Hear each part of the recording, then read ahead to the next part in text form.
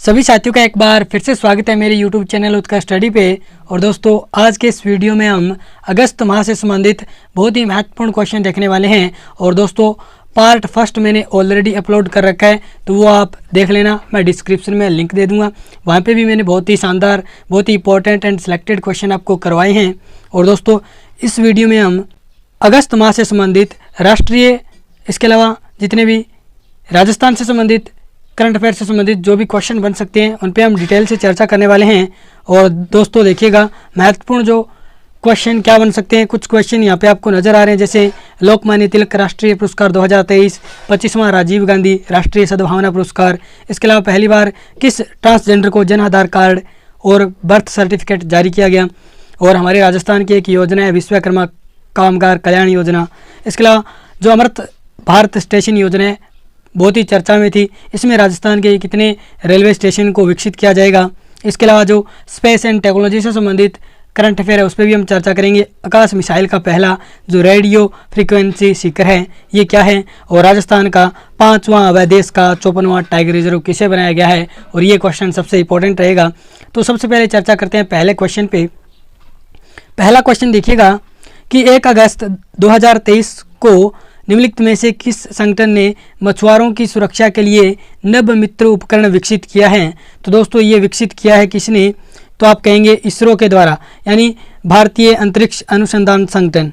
इसके द्वारा क्या किया गया है, ये आपका मछुआरों की सुरक्षा हेतु नभ मित्र उपकरण लॉन्च किया गया है। ठीक है, अब हम बात कर लेते हैं कि ये जो उपकरण है नभ मित्र ये कहाँ से लॉन्च किया गया है। तो याद रखिएगा दोस्तों, ये जो सबसे पहले बात करें कि जो ये नभ मित्र डिवाइस है ये किसके द्वारा लॉन्च किया गया है, तो इसरो का स्पेस एप्लीकेशन सेंटर है अहमदाबाद में, उसके द्वारा लॉन्च किया गया है। और कहाँ से, तो निंदकारा, जो कि कोल्लम केरल में पड़ता है निंदकारा, वहाँ से नभ मित्र डिवाइस है वो सफलतापूर्वक लॉन्च किया गया है। यहाँ पे आप फोटो भी देख सकते हैं कि ISRO developed device for fishers safety successfully tested at Nandikara. ठीक है, तो यहाँ पे मतलब ये जो मछुआरे हैं उनकी सुरक्षा से संबंधित एक डिवाइस बनाया है हमने, इसको लॉन्च किया गया था इसरो के द्वारा, इसरो का जो स्पेस एप्लीकेशन सेंटर है अहमदाबाद के द्वारा। और इसका मुख्य उद्देश्य क्या है कि जो मछुआरे हैं उनको जो भी समुद्री आपदाएं आती है जैसे तूफान चक्रवात, उनकी सूचना पहले दे देना। ठीक है, समय से पहले उनको सूचना मिल जाए, इसलिए ये नभ मित्र डिवाइस है वो विकसित किया गया है और इसरो के द्वारा लॉन्च किया गया। इसरो के किस जो संस्था के द्वारा लॉन्च किया गया, तो स्पेस एप्लीकेशन सेंटर अहमदाबाद के द्वारा। कहाँ से, निंदकारा। तो ये दोस्तों निंदकारा याद रखिए, आपसे पूछा जा सकता है कि निंदकारा कहाँ पे है, तो ये आपका केरल कोल्लम में है। ठीक है, याद रखिएगा। नेक्स्ट क्वेश्चन हम देख लेते हैं कि पुणे में लोकमान्य तिलक राष्ट्रीय पुरस्कार 2023 से किसे सम्मानित किया गया। ये भी क्वेश्चन इंपॉर्टेंट बनेगा। और दोस्तों याद रखिएगा लोकमान्य तिलक राष्ट्रीय पुरस्कार 2023 से पीएम नरेंद्र मोदी जी को सम्मानित किया गया है। तो यहाँ पे बी नंबर ऑप्शन राइट हो जाएगा। अब हम बात कर लेते हैं थोड़ी इस लोकमान्य तिलक राष्ट्रीय पुरस्कार के बारे में। इसकी शुरुआत कब हुई, तो 1983 में। और ये किसके द्वारा दिया जाता है, तो तिलक स्मारक मंदिर ट्रस्ट के द्वारा। और ये अब की बार 41वें नंबर का था। और ये किसको दिया गया, तो हमारे पीएम नरेंद्र मोदी जी को। और यहाँ पे मैं आपको फ़ोटो दिखा देता हूँ, ये देखिए, ये यहाँ पे मोदी जी हैं, ये जो आपका लोकमान्य बाल गंगाधर तिलक जो पुरस्कार है इसको ग्रहण कर रहे हैं। उसके बाद चर्चा करते हैं तीसरा क्वेश्चन, ये भी इंपॉर्टेंट रहेगा। मैंने आपके लिए बहुत ही महत्वपूर्ण जो करंट अफेयर के क्वेश्चन बन सकते हैं, चाहे वो स्पेस टेक्नोलॉजी हो, नेशनल करंट हो, इंटरनेशनल करंट हो, राजस्थान का करंट हो, सभी से संबंधित क्वेश्चन मैं आपके लिए लेकर आया हूँ। और जुलाई और अगस्त ऑलरेडी मैंने अपलोड कर रखे हैं वीडियो, वो भी आप देख लेना, वहाँ पे भी मैंने आपको इंपॉर्टेंट क्वेश्चन करवाए हैं। और इस क्लास से भी एक क्वेश्चन आपके RS प्री एग्जाम 2023 में आने की संभावना बहुत ज़्यादा है। तो यहाँ पे तीसरा क्वेश्चन देखिएगा कि इसरो ने PSLV C56 रॉकेट से किस देश के 7 उपग्रह लॉन्च किए हैं। तो ये किए हैं दोस्तों सिंगापुर के, यानी सिंगापुर देश के इसरो ने PSLV C56 से जो रॉकेट है उससे सिंगापुर के 7 उपग्रह लॉन्च किए हैं। और दोस्तों PSLV है, इसको बोलते हैं इसरो का वर्क हॉर्स। ठीक है, उसके बाद बात करते हैं, ये देखिए इसमें इंपॉर्टेंट क्या बात है कि ISRO to launch PSLV C56 carrying Singapore DS SAR and 6 other satellites. तो इसमें देखिएगा जो सिंगापुर का एक DSSAR सैटेलाइट है ये भी लॉन्च किया गया है। तो ये याद रखिएगा, DSSAR किसके द्वारा लॉन्च किया गया है, ऐसे पूछा जा सकता है। तो आप सोचेंगे DSSAR क्या है, तो ये क्या है, इसरो के द्वारा सिंगापुर का एक सैटेलाइट है जो लॉन्च किया गया है किस रॉकेट से। ऐसे भी पूछा जा सकता है कि DSSAR किस रॉकेट के द्वारा लॉन्च किया गया, तो PSLV C56 के द्वारा। नेक्स्ट क्वेश्चन देखिएगा, ये क्वेश्चन भी इंपॉर्टेंट बनेगा कि फॉर्मूला 1 ड्राइवर ने लगातार 8वीं बार बेल्जियम ग्रांड पिक्स का खिताब जीता है। यहाँ पे ये ग्रांड पिक्स है, ठीक है। तो किसने जीता है, ये याद रखिएगा, मैक्स वेरेस्टपेन इनके द्वारा जीता गया है। इनकी फ़ोटो मेरे पास नहीं है, लगाना भूल गया मैं। तो ये याद रखिएगा, जो मैक्स वेरेस्टपेन है जो कि बेल्जियम देश के हैं, इनके द्वारा कौन सी ग्रांड पिक्स जीती गई है, यानी यहाँ पे ये नाम क्या है, ग्रांड पिक्स, ठीक है। ये थोड़ा मिस प्रिंटिंग हो गया। तो यहाँ पे ग्रांड पिक्स हैं वो 8वीं बार लगातार, जो बेल्जियम की प्रतिवर्ष जो ग्रांड पिक्स होती है फॉर्मूला 1 ड्राइवर यानी जो रेस होती है उसमें लगातार 8वीं बार किसने जीता है, तो बेल्जियम के मैक्स वेरेस्टपेन ने। और हाल ही में इन्होंने दोस्तों याद रखिएगा, जो आपकी इटालियन ग्रांड पिक है, ठीक है, जो आपकी इटालियन ग्रांड पिक है वो भी इन्होंने हाल ही में जीती है, किसने, मैक्स वेरेस्टपेन ने। तो इनका नाम याद रखिएगा, आपसे स्पोर्ट्स में ये क्वेश्चन पूछा जा सकता है। और किस देश के हैं, बेल्जियम के। और बेल्जियम की लगातार जो ग्रांड पिक्स होती है 8वीं बार इन्होंने जीती है। और अभी हाल ही में इन्होंने जस्ट बात करें सितंबर में, तो ये इटालियन ग्रांड पिक्स जीती है। उसके बाद बात करते हैं 5वां क्वेश्चन, ये सबसे इंपॉर्टेंट क्वेश्चन रहेगा कि राजस्थान का 5वां व देश का 54वां टाइगर रिजर्व कौन सा बना है। तो यहाँ पे याद रखिएगा, धौलपुर करौली टाइगर रिजर्व, ये आपका राजस्थान का 5वां और देश का 54वां टाइगर रिजर्व होने वाला है। हमारे राजस्थान में 5 टाइगर रिजर्व हो चुके हैं, ठीक है। कौन कौन से, तो सबसे पहले नाम आता है आपका रणथंभौर, ठीक है। उसके बाद में आपका नाम आता है सिरिस्का। उसके बाद में आपका नाम आएगा मुकंदरा। उसके बाद में आपका जो रामगढ़ विषधारी है बूंदी वाला। और 5वां है धौलपुर करौली टाइगर रिजर्व, ठीक है। तो यहाँ पे बात करें रणथंभौर, तो 1973-74 में बना था। सिरिस्का 1978 के आसपास बना था। मुकंदरा 2013 में बना था। और ये 2021 में रामगढ़ वाला। और अभी लेटेस्ट है 2023 का धौलपुर करौली टाइगर रिजर्व, ठीक है। इसके अलावा एक और इम्पोर्टेंट बात मैं आपको बता देता हूँ कि जो कुंभलगढ़ है इसको भी टाइगर रिजर्व बनाने के लिए सैद्धांतिक जो मंजूरी है वो मिल चुकी है, सैद्धांतिक मंजूरी मिल चुकी है। तो आपसे ऐसा पूछा जा सकता है कि हाल ही में राजस्थान के किस टाइगर रिजर्व को सैद्धांतिक मंजूरी मिली है। तो आपने ये पढ़ा नहीं, आप करके आ जाएंगे धौलपुर करौली टाइगर रिजर्व, नहीं, किसको मिली है, कुंभलगढ़ को। यानी कुंभलगढ़ जल्द ही राजस्थान का 6ठा और देश का 55वां टाइगर रिजर्व बन सकता है, ठीक है। तो ये भी याद रखिएगा।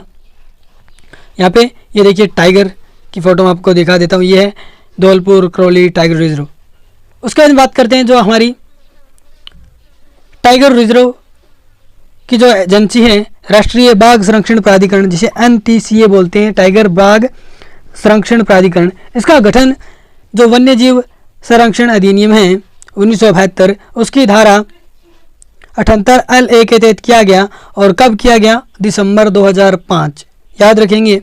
और याद रखिएगा जो वन्य जीव अधिनियम 1972 है, इसमें संशोधन किया गया 2006 में।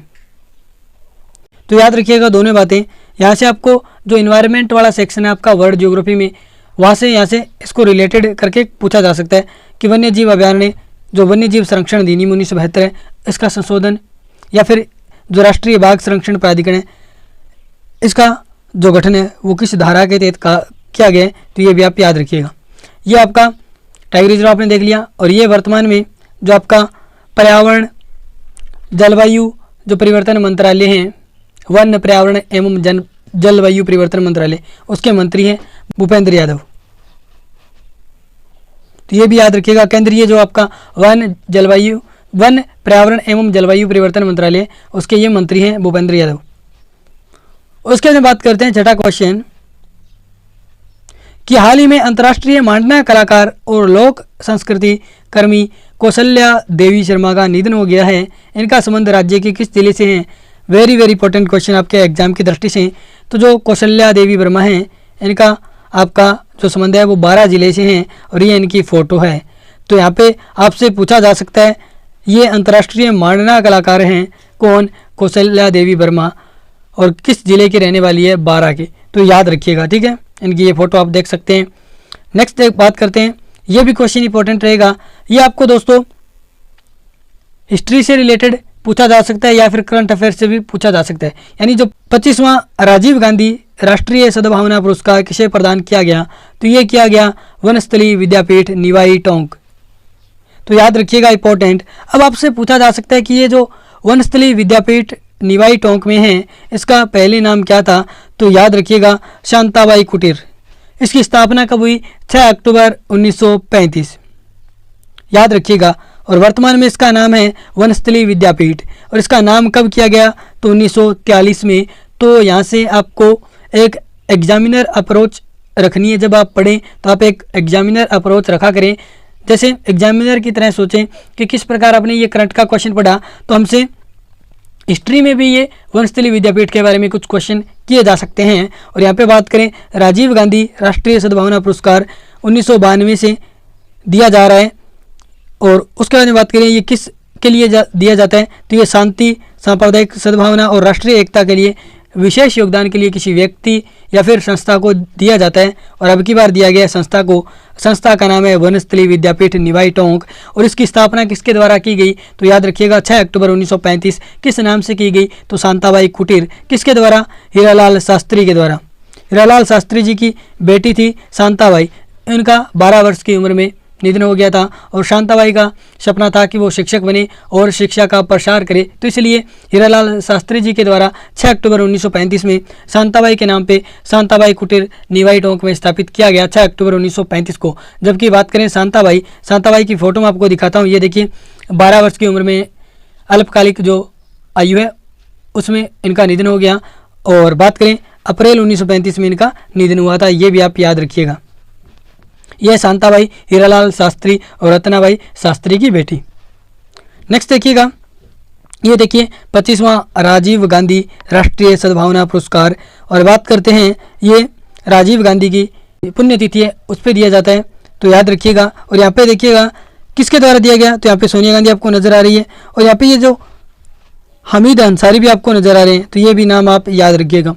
उसके बाद बात करते हैं अगला क्वेश्चन कि भारत में पहली बार किस अभयारण्य के नीचे से 8 लेन की टनल बनाई जाएगी? तो ये बनाई जाएगी मुकंदरा हिल्स राष्ट्रीय उद्यान के नीचे से। कौन सी टनल? 8 लेन टनल बनाई जाएगी। और मुकंदरा हिल्स आपको पता ही है राष्ट्रीय उद्यान कब बना?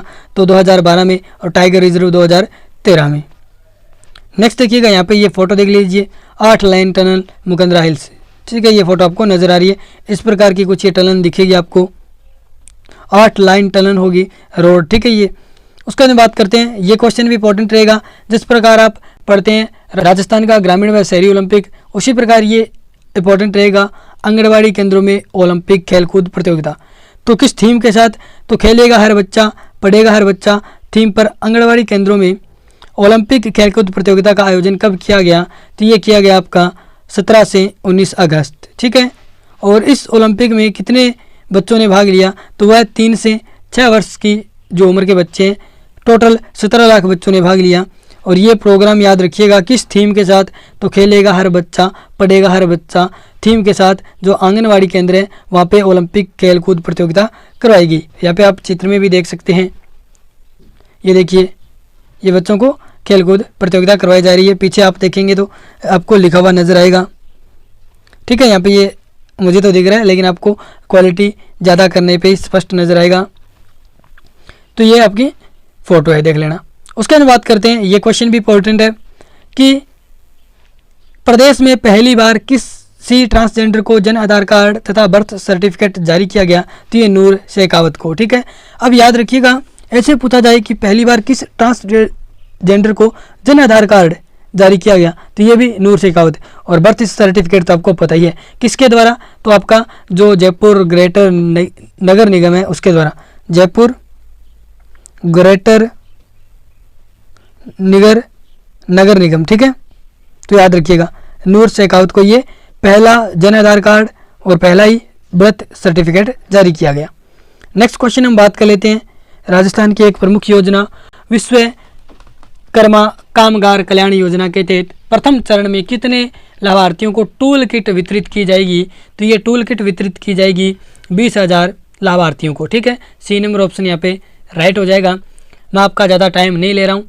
ठीक है, तो यहाँ पे मैं जल्दी जल्दी आपको बहुत ही शानदार तरीके से क्वेश्चन को करवाने का प्रयास कर रहा हूँ। अब हम बात कर लेते हैं इस योजना के तहत जो आवश्यक औजार खरीदने के लिए, जैसे कोई आपका कामगार है, सिलाई मशीन खरीदना चाहता है या अन्य जो भी उपकरण उसको चाहिए वो खरीदना चाहता है, तो इसके लिए 5,000 का अनुदान दिया जाएगा।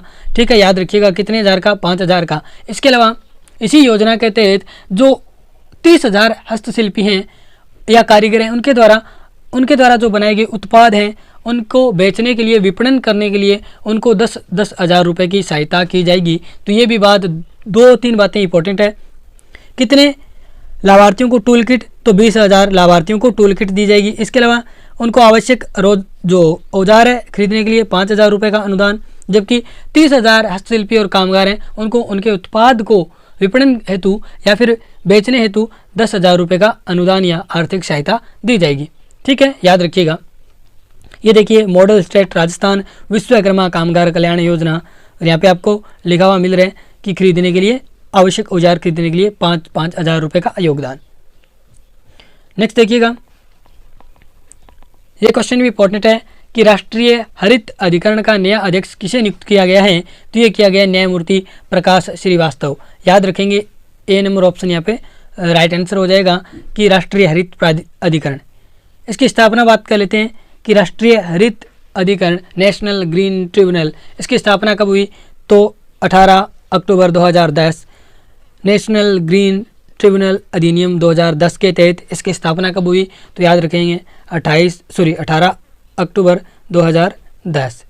अब देखिएगा यहाँ पे परीक्षा में आपसे क्या पूछा जा सकता है, तो ये क्वेश्चन इंपॉर्टेंट है कि नेशनल ग्रीन ट्रिब्यूनल अधिनियम 2010 के अनुसार नेशनल ग्रीन ट्रिब्यूनल एक विशेष न्यायिक निकाय है। क्या है? एक विशेष न्यायिक निकाय है जो देश के पर्यावरणीय मामलों पर निर्णय लेने के उद्देश्य से विशेषज्ञता से सुसज्जित है।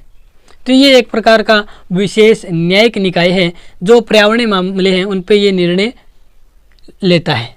ठीक है, ये इंपॉर्टेंट है। यहाँ पे ये देखिए आपको दिख पा रहा है राष्ट्रीय हरित अधिकरण नेशनल ग्रीन ट्रिब्यूनल, और ये बने हैं अभी की बार प्रकाश श्रीवास्तव जस्टिस, इनको बनाया गया अभी हाल ही में अध्यक्ष। या आपके पास फोटो है न्यायमूर्ति प्रकाश श्रीवास्तव। नेक्स्ट देखते हैं, ये आपका स्पेस एंड टेक्नोलॉजी से संबंधित इंपॉर्टेंट क्वेश्चन रहेगा कि आकाश मिसाइल का पहला रेडियो फ्रीक्वेंसी शिखर किसने बनाया? तो ये बनाया दोस्तों भारत डायनेमिक्स लिमिटेड के द्वारा। तो यहाँ पे बात कर लेता हूँ कि ये जो भारत डायनेमिक्स लिमिटेड है इसकी स्थापना 1970 में हुई हैदराबाद में। ठीक है, इसका मुख्यालय कहाँ पे? हैदराबाद में भारत डायनेमिक्स लिमिटेड, स्थापना 1970। और ये आपको नज़र आ रहा है आकाश जो मिसाइल है इसका शिखर बनाया गया। अभी मैं आपको बताऊंगा शिखर क्या होता है। ये देखिए जो मिसाइल का आगे का भाग होता है, सबसे आगे का भाग, वहाँ पे ये लगा होता है शिखर। और ये शिखर क्या करता है? ये हमारा राजस्थान वाला शिखर नहीं है, दूसरा।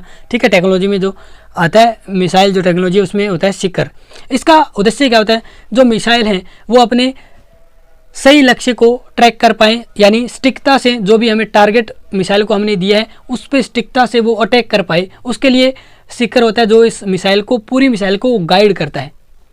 यानी शिखर क्या होता है? जो मिसाइल के आगे का भाग होता है, सबसे आगे लगा होता है, और ये क्या करता है? मिसाइल को गाइड करता है कि सटीकता के द्वारा वो अपने लक्ष्य पर निशाना साधे। ठीक है, तो यहाँ पे बात मैं कर लेता हूँ कि जो ये आपका भारत डायनेमिक्स लिमिटेड है उसके द्वारा इसको विकसित किया गया है। जबकि बात करें इसका डिजाइन किसके द्वारा? तो अनुसंधान केंद्र इमारत हैदराबाद के द्वारा इस मिसाइल का क्या किया गया है?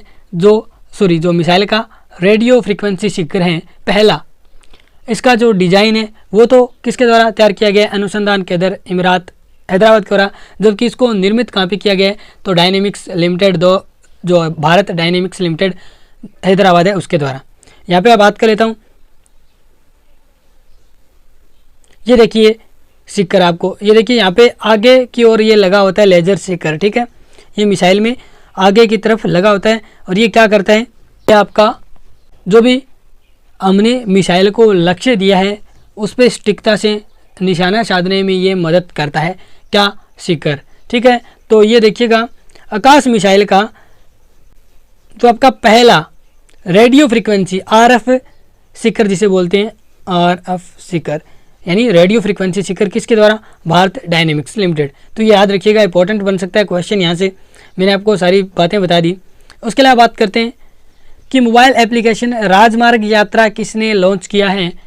तो ये लॉन्च कौन करेगा, NIC, NHAI या फिर CDAC या फिर नीति आयोग। तो ये किसके द्वारा, NHAI के द्वारा यानी national highway authority of India के द्वारा इसको लॉन्च किया गया है, यानी भारतीय राष्ट्रीय राजमार्ग प्राधिकरण, जिसकी स्थापना 1988 में हुई और ये संसद का एक अधिनियम बना था, भारतीय राष्ट्रीय राजमार्ग प्राधिकरण अधिनियम 1988। और इसने अपना कार्य प्रारंभ कब से किया, तो फरवरी 1995 से। तो यहाँ पे देख लीजिएगा, ये आपका है राजमार्ग यात्रा ऐप। ठीक है, यानी जो भी जब हम राजमार्ग पे चलते हैं तो हमें ऐसा लगे कि क्या क्या हमारी राजमार्ग से संबंधित शिकायत है, वो हम इस ऐप पर जाके कर सकते हैं। हमारी जो भी दिक्कत आ रही है हमें राजमार्ग पे, यानी आम नागरिक हैं जो इस राजमार्ग का उपयोग कर रहे हैं, उसको क्या दिक्कतें आ रही है, ठीक है, तो वो सारी बातें आप यहाँ पे राजमार्ग यात्रा ऐप के माध्यम से जो सरकार है, हमारी जो भारतीय राष्ट्रीय राजमार्ग प्राधिकरण है, उस तक पहुँचा सकते हैं इस ऐप के माध्यम से। अब हम बात करते हैं इंपॉर्टेंट क्वेश्चन कि अमृत भारत स्टेशन योजना के तहत देश भर में कितने रेलवे स्टेशनों का आधुनिकीकरण किया जाएगा। सबसे important question, Amrit Bharat station योजना बहुत इंपॉर्टेंट रहेगी। तो यहाँ पे कितने स्टेशनों का आधुनिकीकरण किया जाएगा, तो 508। अब बात आ जाती है हमारे राजस्थान की कि राजस्थान के कितने जो रेलवे स्टेशन है इस योजना के तहत शामिल किए गए हैं, तो 508 में से राजस्थान के 55। अब याद रखिएगा 55 ही यूपी के हैं, यानी 55 राजस्थान के, 55 यूपी के। तो ये आपसे पूछा जा सकता है कि अमृत भारत स्टेशन योजना के तहत किन दो राज्यों के 55 रेलवे स्टेशनों को शामिल किया गया है। तो यहाँ पे याद रखिएगा ऑप्शन में आपको मिल जाए राजस्थान मध्य प्रदेश, राजस्थान यूपी, राजस्थान गुजरात, राजस्थान महाराष्ट्र। तो यहाँ पे राइट आंसर होगा राजस्थान यूपी। ठीक है, ऐसा क्वेश्चन भी आ सकता है। अब हम बात कर लेते हैं जो अमृत भारत स्टेशन योजना है, इसकी शुरुआत की गई थी रेल मंत्रालय के द्वारा फरवरी 2023। ये भी पूछा जा सकता है, लेटेस्ट योजना है, काफ़ी चर्चित योजना है, फरवरी 2023 में। और इसका जो लक्ष्य है ये भी आपसे पूछा जा सकता है कि देश भर में लगभग 1309 रेलवे स्टेशन है, उनका पुनर्निर्माण किया जाएगा, उनको आधुनिकीकरण किया जाएगा, विकसित किया जाएगा। ठीक है, और बात करते हैं कुछ रेलवे के बारे में इंपॉर्टेंट तथ्य। जैसे बात करें, भारतीय रेलवे है विश्व का चौथा बड़ा रेलवे नेटवर्क है। सबसे बड़ा रेलवे नेटवर्क अमेरिका के पास है, यूनाइटेड स्टेट्स ऑफ अमेरिका, जबकि चौथा बड़ा है वो है हमारे भारत के पास। इसके अलावा बात करें, हाल ही में जो एक चेंज हुआ था कि जो कर्नाटक में स्थित श्री रुद्धा स्वामी जी हुबली स्टेशन है, ये दुनिया का सबसे लंबा रेलवे प्लेटफॉर्म है। पहले गोरखपुर हुआ करता था, लेकिन अब है कर्नाटका में स्थित श्री रुद्धा स्वामी जी हुबली स्टेशन, जो कि कितना लंबा है, तो 1505 मीटर लंबा है। इसके अलावा विश्व का सबसे ऊंचा रेलवे पुल कहाँ पे बना है, तो दोस्तों चिनाव नदी पे चिनाव रेल ब्रिज, जो कि कहाँ पे है, तो ये स्थान याद रखिएगा दरोट, जम्मू कश्मीर। ठीक है, वेरी वेरी इंपॉर्टेंट क्वेश्चन यहाँ से बन सकते हैं आपके रेलवे से संबंधित। और दोस्तों यहाँ पे एक क्वेश्चन मैं आपको बता दूँ कि हाल ही में जो रेलवे बोर्ड चर्चा में है, क्योंकि रेलवे बोर्ड की प्रथम महिला अध्यक्ष बनाई गई है। किसको बनाया गया है वो आप कमेंट बॉक्स में बताइएगा। और रेलवे बोर्ड की स्थापना किस आयोग की सिफारिश पे की गई, ये भी 2 क्वेश्चन आपको कमेंट बॉक्स में बताना है। और ये देखिएगा अमृत भारत स्टेशन स्कीम, जिसके तहत हमारे जो भारत के 508 रेलवे स्टेशन हैं उनका आधुनिकीकरण किया जाएगा। लक्ष्य है वो है 1309 रेलवे स्टेशनों का पुनर्निर्माण करना। ठीक है, ये थी आज की हमारी बहुत ही शानदार क्लास, जिसके अंतर्गत हमने अगस्त माह से संबंधित बहुत ही महत्वपूर्ण क्वेश्चन देखे जो आपके RS प्री एग्जाम में पूछे जा सकते हैं। तो ये क्लास आपको कैसे लगी कमेंट बॉक्स में बताइएगा। अगर आपको अच्छी लगी है तो अपने दोस्तों के साथ शेयर कर दीजिएगा और हमारे चैनल उत्कर्ष स्टडी को सब्सक्राइब कर दीजिएगा। और दोस्तों आप सीरियस एस्पिरेंट हैं, आप RS बनने का सपना रखते हैं, तो दोस्तों ये क्लास आपको पूरी देखनी है। और यहाँ से मैं आपसे वादा करता हूँ कि ये एक क्वेश्चन इस क्लास से पक्का पूछे जाने की संभावना बनती है। तो दोस्तों धन्यवाद दोस्तों, मिलते हैं नेक्स्ट क्लास में।